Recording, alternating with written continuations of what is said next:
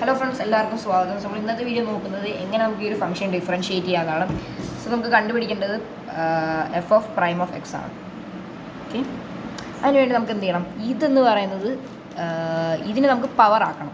Square റൂട്ടിന് power ആക്കി square root കേട്ടോ. ഓക്കെ, സ്ക്വയർ റൂട്ടിന് പവർ ആക്കി കഴിഞ്ഞാൽ നമുക്ക് സ്ക്വയർ റൂട്ടിൻ്റെ പകരം 1/2 പവർ ആയിരിക്കും. സോ നമുക്ക് പറയാം f of x is equal to 1/parenthesis 3x² minus 5x plus 1 whole raised to 1/2. Okay, ഇനി നമുക്ക് ഈ ഒരു ഫ്രാക്ഷൻ നമ്മൾ സാധാ എങ്ങനെയാണോ ഡിഫറൻഷിയേറ്റ് ചെയ്യുക അതേപോലെ മേലേക്ക് കൊണ്ടിടുക. അപ്പോൾ നമുക്ക് കിട്ടും f prime of x is equal to 3x² minus 5x plus 1. Okay, raise to -1/2 ആവും. നമ്മൾ മേലേക്ക് ഇട്ട് കഴിഞ്ഞാൽ നെഗറ്റീവ് ആവും. ഓക്കെ, നമുക്കിത് എഴുതാം. സോ എഫ് ഓഫ് എക്സ് ഇനി നമുക്ക് സാധാരണ പോലെ ഡിഫറൻഷിയേറ്റ് ചെയ്യാം. F of x is equal to 3x² minus 5x plus 1 whole raised to -1/2.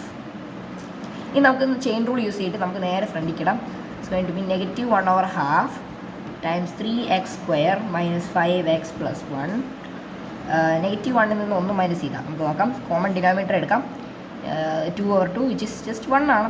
So -1 - 2 എന്ന് പറഞ്ഞാൽ -3 ആണ്. -3/4 -3 divided by 2. So -3 divided by 2 times inside ഈ ഒരു ഇതിൻ്റെ ഉള്ളിലുള്ള ഇൻസൈഡ് പാർട്ടിൻ്റെ ഡെറിവേറ്റീവ് 6x minus 5. നമുക്ക് റീറൈറ്റ് ചെയ്യാം. The answer f prime of x is equal to -1/2 times 3x² minus 5x plus 1 whole raised to -3 divided by 2 of 6x minus 5.